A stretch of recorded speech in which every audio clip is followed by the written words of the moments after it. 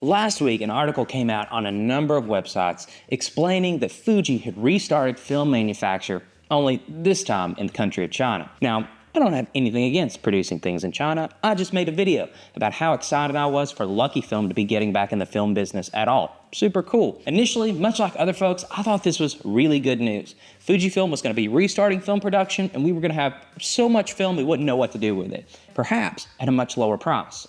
Well, maybe the lower price might still be true, but I don't think we're getting the film that we originally bargained for. Unfortunately, after digging a little deeper, it looks like last week's victory may not have been the broad, sweeping, flawless victory that we thought it might be for film photography. In this video, I'm going to explain why Fujifilm ain't making new film. Then we're going to translate. Whoa! First, let's go over the initial news report that came out on Cosmo Photo. At least that's where I found it. It states that Fujifilm is to restart production of some color-negative films in China, and the source they cite is Chinese media. It will start by producing C200 and C400 color-negative films at a production line in the city of Nanning in the Guangxi province. According to reports on This Word social network, the film will be produced by YesStar, which is a Chinese company that produces medical films such as X-ray and dental films. The story said, on 21st of June, Fujifilm had a color film launch conference in Nanning, Guangxi, with the theme of Inheriting the Classics, Reigniting the Passion.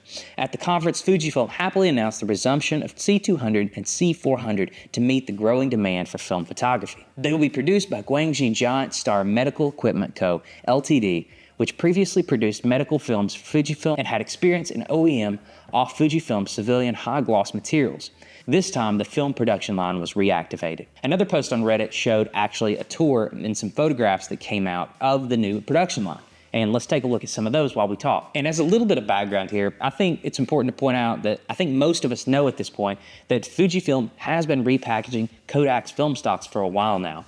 We all were really excited when we got the announcement of Fujifilm 200 and Fujifilm 400. But once folks actually got those boxes in hand and started shooting the film, it was discovered that these films were actually manufactured in the USA. There's one company that still makes film in the USA, and that's still Rochester's own Kodak. And they were doing this for a number of reasons, but it was because, at least their reasoning, was that they were having a hard time securing the materials to manufacture the film and the supplies that they wanted to. And presumably they struck some sort of deal with Kodak, where they would be buying Kodak's film stocks and then repackaging them and rebranding them under their own labels. And thus we end up with Fujifilm film stocks manufactured in the USA, presumably by Kodak. And so now that we've taken a look at some of those pictures, what was the one thing that was consistent after looking through all those photographs? We saw boxes, and we saw Fujifilm's signature clear plastic containers, the ones that they put the film canisters in before they're ready to be put in the box. We saw people working, putting those film canisters in boxes. We saw lots of branding.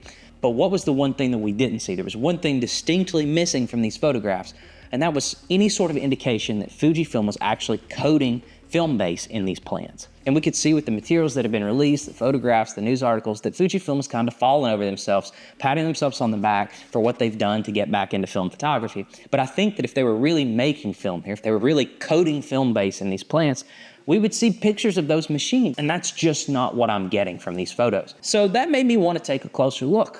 Lucky for us, though, the mystery of what Fuji is actually putting in these canisters wouldn't have to last long. And I'm going to show you why. And unfortunately for you and I, whatever hopes that we had that Fujifilm was recreating one of their historical film stocks here in China, I'm afraid I'm going to extinguish those hopes. So let's take a look again at one of those pictures that was posted online and this canister that this gentleman's holding in his hand. You can see this is one of the rolls of film produced by Fujifilm in China, one of the new products rolling off the assembly line there. And I'll just be honest with you guys, I can't read Chinese, but I'll tell you one thing I can do, and that's run a damn iPhone. So follow me here. We're going to show some of you old heads how to run your phone. Actually, it's turn on screen recording. You can see I've got a photograph here on my phone of one of those, it looks like C400 rolls. You can see the rest of them in the box here that comes from the new plant in China. And like I said, we can't read any of these characters, but what we can do is we can take our finger and we can select these characters. Then we're going to translate. Whoa! And we need to know those characters right there mean made in the United States. Bald eagles, freedom, Uncle Sam, all those things right there. So it looks like the new Fujifilm products that we've got all this hype and all this hubbub that they've restarted film manufacturing, they're just repackaging. And to be honest, given that fact, I don't know what to make of all the fuss. there are tons of folks out there that are doing exactly the same thing. It's become quite the popular little business model these days to make your own film brand where you're buying film from Fujifilm and you're packaging it and giving it a cute name. It's kind of a popular thing to do now. Well, it looks like Fujifilm is seeking to be a repackager on an even grander scale. And it's really hard to fault them. They're a business after all, and they're a business that wants to make money. It's understood. They're a publicly traded company. They want to make profits, right? Profits for their shareholders. But this move that they've made, opening this plant in China, is a move strictly to, potentially improve their bottom line. It's no mystery why companies open factories in China. Labor prices are oftentimes lower.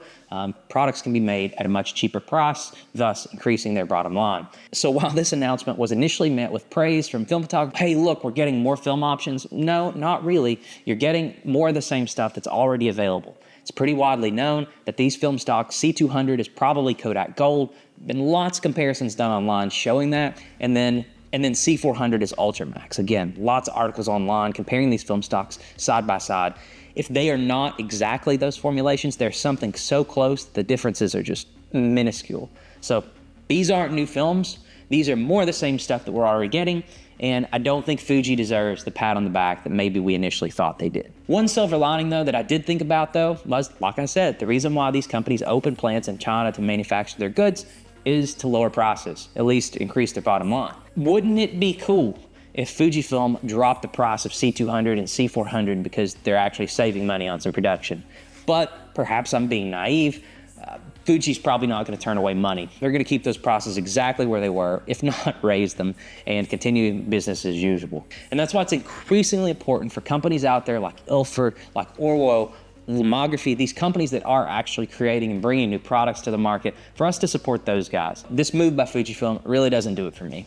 But something that is doing it for me is the new Rollei 35 film camera. And last week I made a video going over everything we know about the camera at this point, and I have to say, I'm really, really excited.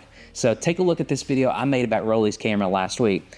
And if you really think my channel's cool, take a look at my description. I've got some links to Amazon products. You don't have to buy the products that I linked, but if you're gonna be buying something off Amazon, it'd be really cool if you'd use my link. They send a small percentage of the money back to my channel, and it doesn't cost you any extra. As always, guys, thank you so much for watching, and we'll see you next time.